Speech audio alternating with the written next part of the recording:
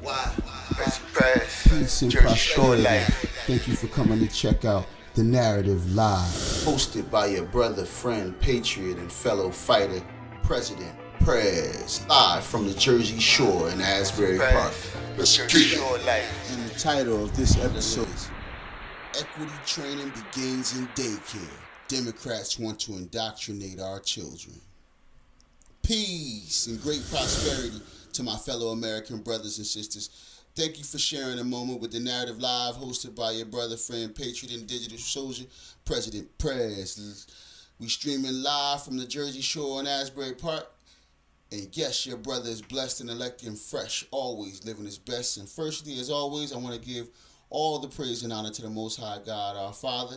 And only by faith do I live, breathe, and have my being. Today is March 20th. And the title of this episode is Equity Training Begins in Daycare. Democrats want to indoctrinate our children. Have you guys ever heard of someone being told that maybe they weren't light-skinned enough to be called Hispanic, or maybe even that they weren't dark-skinned enough to be considered black? How about the random person who may attribute all the negative things happening in their life to a history of victimhood and or placing, all responsibility for their ill actions on someone else? I know you've met this guy or gal. Seems to almost be a normalcy in 2022 for the pajama class to deny responsibility for the current status of their communities or themselves, and especially their nation as a whole. For some, everything that happens that they don't like is because they weren't in control of it. For some, if only they were the wealthy individual or the stronger individual, only then would they be capable of solving all their problems, or so they say. They share a commonality with progressive values like the Global Climate Change Initiative or the Green New Deal, although they may not even have a clear definition of what that value system actually is comprised of. Integrity, truth, justice. For these so-called woke individuals, it's all been replaced now with equity, propaganda, and leverage. No longer will America need to stand by supreme law, they say. To them, there's a new order of the world that calls for a global citizen and a world Congress to decide for every Texan, Floridian, or New Jerseyan exactly what energy they will be allowed to power their homes with and what types of food will be made available for them at their local groceries. The Democrats are seeking to create this type of woke citizen en masse by using our institutions to indoctrinate our children with progressive theories and critical race ideologies from as early as 6 weeks old, guys.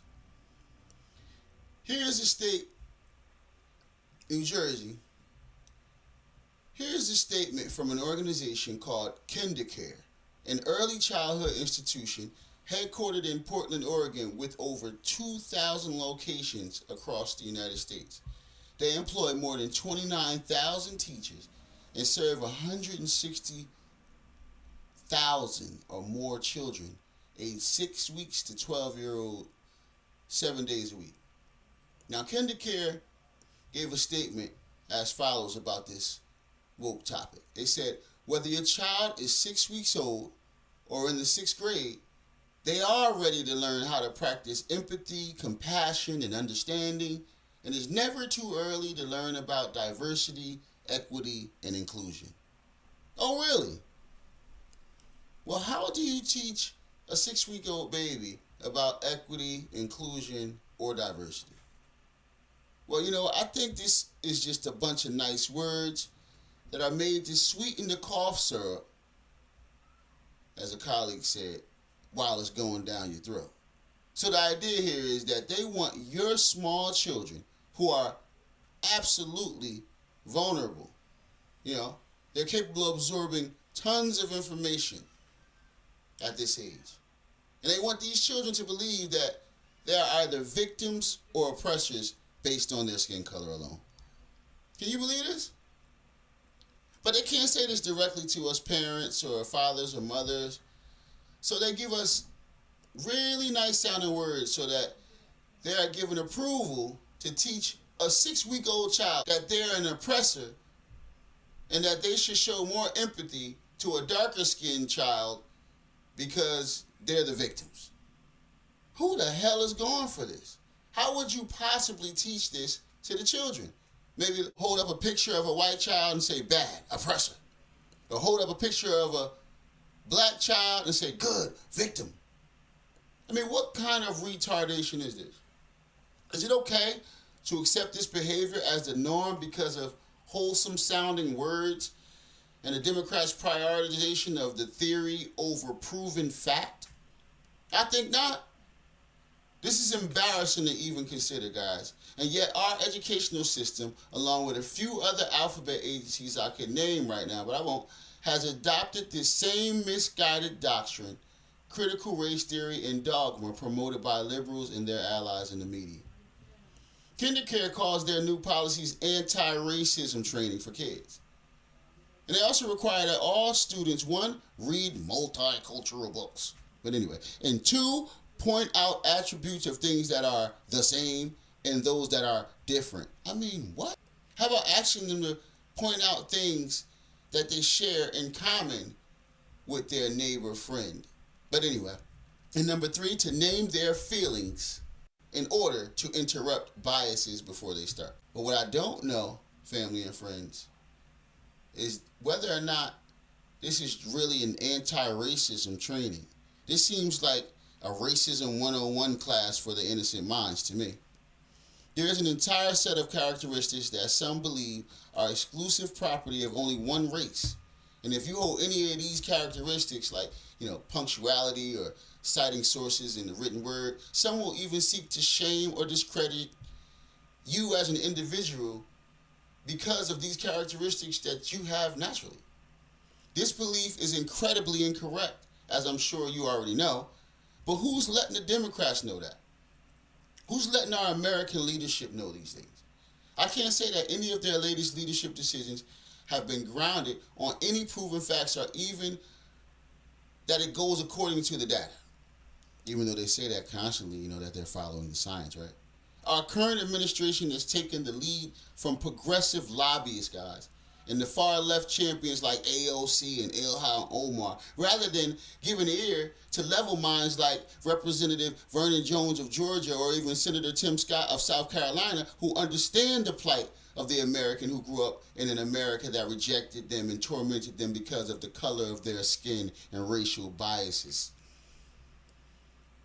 But we can go into that a lot much more later on. You guys know that.